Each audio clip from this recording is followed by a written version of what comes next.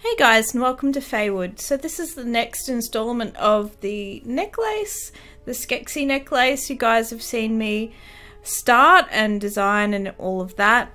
In this part I'm starting to do the stump work. Now I'm new to stump work. In fact, I'm new to a lot of the things I'm doing in this necklace. This is kind of how I work. I like to throw myself in the deep end.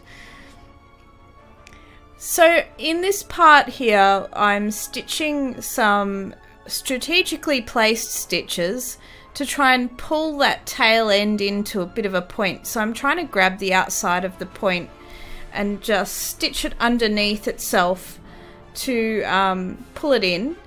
And then I started to do a couple more stitches, starting to pull in those segment pieces. Even though the felt work, I managed to get a nice kind of crisp sort of line, I really want to accentuate that.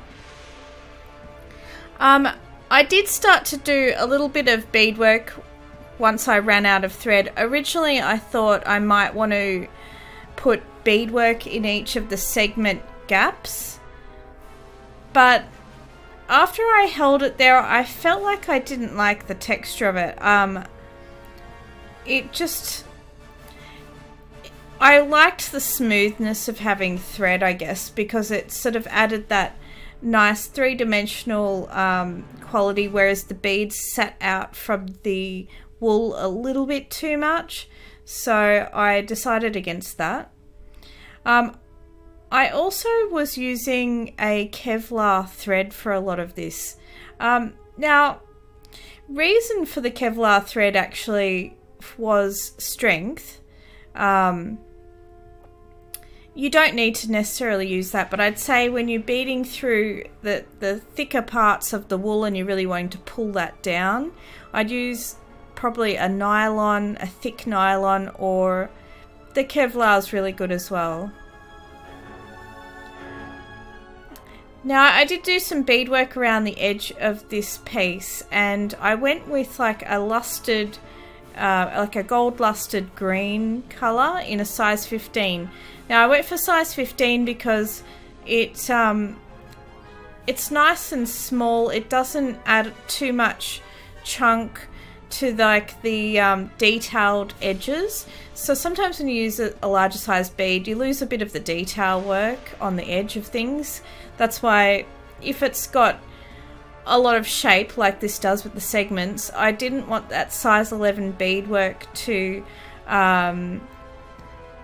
I guess remove some of the definition, so that's why I went with that. But I quickly realized I needed to kind of continue with my stitching for the segments and really pulling those in and refining some of the edge parts, because I wanted a really good edge for beading around. Mostly it was really good, but there was a couple of bits that didn't felt in as well as others, probably because it's the first time I've done dry felting. So I did use a couple of stitches to pull some of the sections in a little bit. And then once I did that, I was happy to go back to beading the edge work around the piece.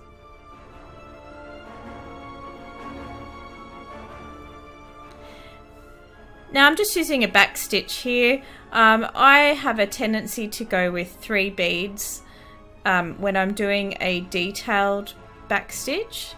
And when I mean, what I mean by detailed is if it needs to curve around a lot of edges and I need to be really precise with it, rather than it being a straight line somewhere or something like that, I'll tend to stick with just 3 beads. You could possibly do 4 beads. Don't know why, I just sort of feel like the 3 beads looks a little bit better. So that's my preference, but you know, you do what works for you.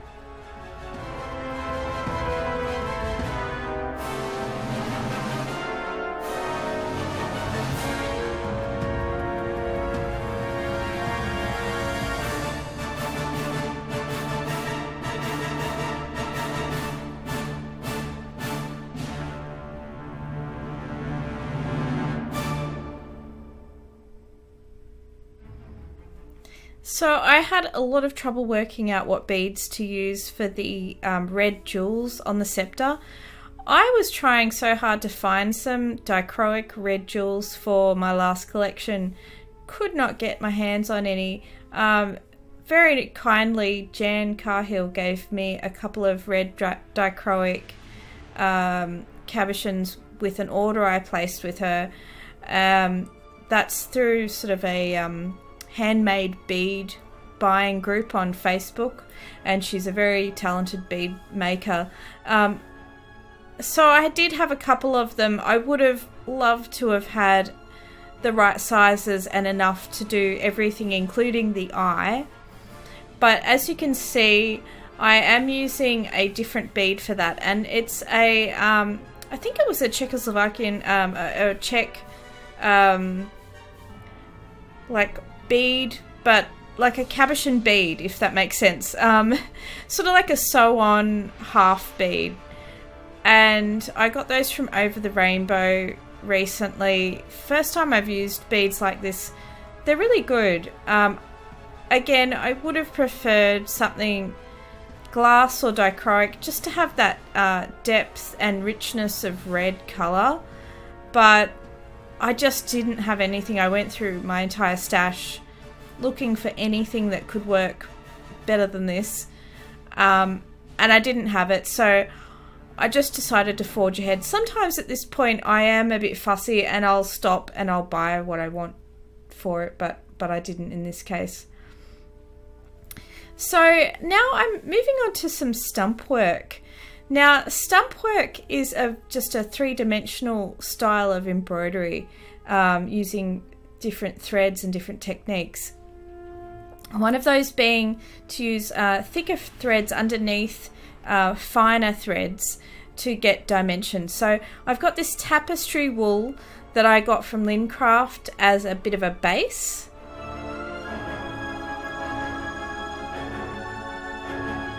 Now you do need a nice big needle for this with a really big needle head on it, and I luckily had a few tapestry needles. I'm not even sure why I had them, but they worked out well. Anything else, you're just not going to be able to thread it with this wool. It's too difficult. And I somehow managed to break one of them as well. I don't know how, because these are chunky needles, like seriously chunky ass needles. I break the size 15 needles all the time. I go through them like crazy. But yeah, I was surprised at that. So you can see from that picture, I'm really going through and doing like the beak part here.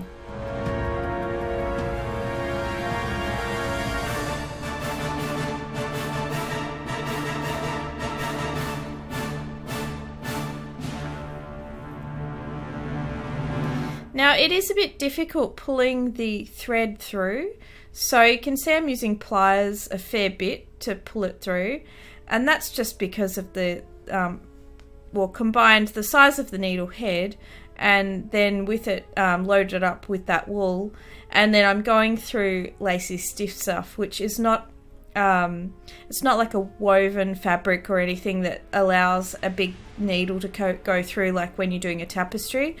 So it is a bit tough.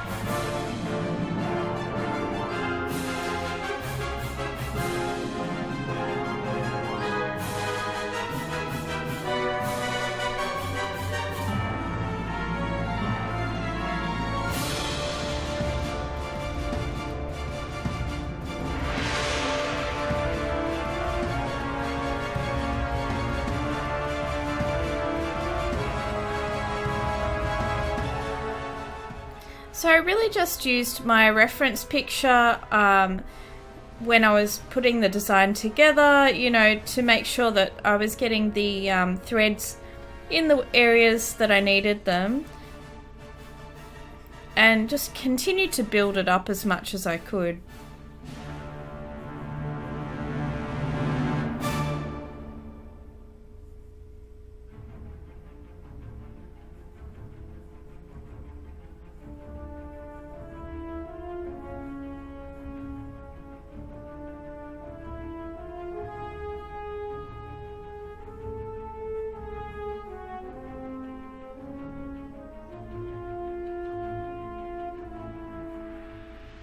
I also used this wool to get some of the other details in, so like the eyebrow over the eye, some of the other features of the, you know, bird or serpent-like creature. Anywhere where I felt like I needed a bit of extra padding, I guess, or just to start fleshing out those details, I started using the wool for that.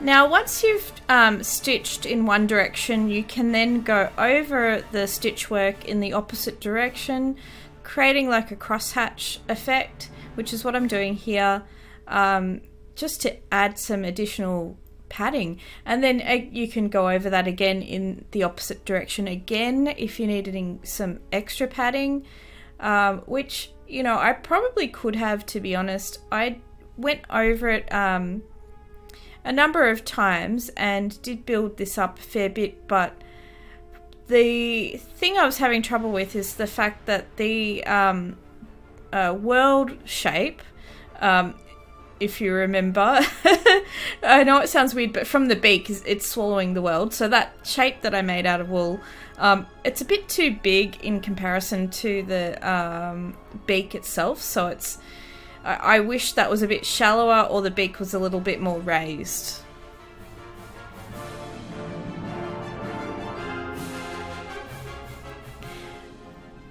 Now I decided to add some extra colour depth in the segments and stitch over these. So I did actually initially stitch these segments with the Kevlar thread, again just to add that first initial strength to hold it all in place, and then more for decoration purposes I went in with this dark brown floss, which is like an embroidery floss thread, and again just covered up those segments.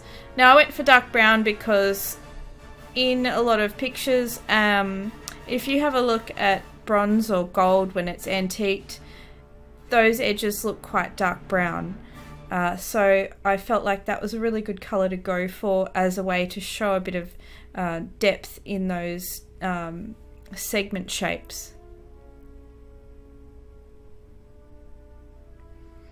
Now I had a little bit more of that left over, and I knew I wanted to add some depth of colour in the beak and eye area, so I used that thread and again referenced my picture to try and work out where the shadows were in the design and accentuate things like the there were sort of wrinkles underneath the eye and shapes around the beak, and anything where there was a bit of darkness to the design, I added this floss in the dark brown thread. Again, I needed a fairly thick needle for this as well. I think I used the same really large embroidery needle.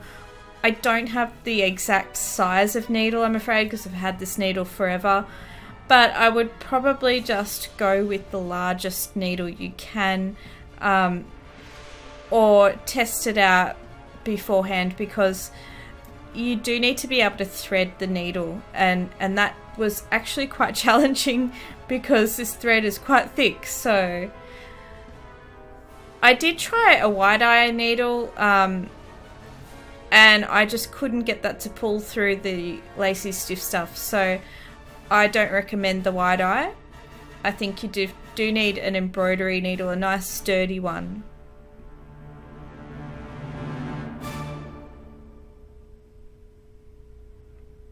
So you can see it's starting to develop.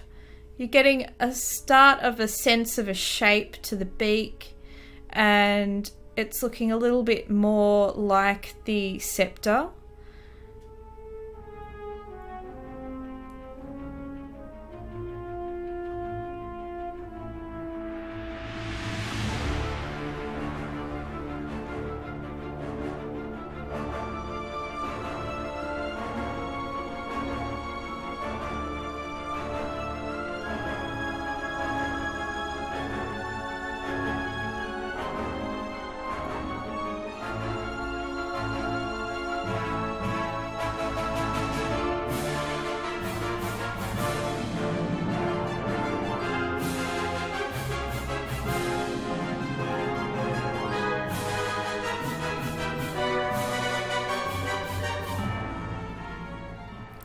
Well, that's about it for this video, guys. There's a lot more of the stump work to come after this, but I'm trying to break it up into little smaller videos for you and give you a taste of everything that I'm doing to the necklace, because there's going to be so many things going into this necklace. I hope you've enjoyed this video. I'm hoping to bring another one to you soon. It might be about 2 weeks between videos, I think, because of all the work that goes into it. But anyway, subscribe if you want to see more of the videos and keep up to date with how this goes. Otherwise, I'll see the rest of you next time in Faewood. Bye, guys.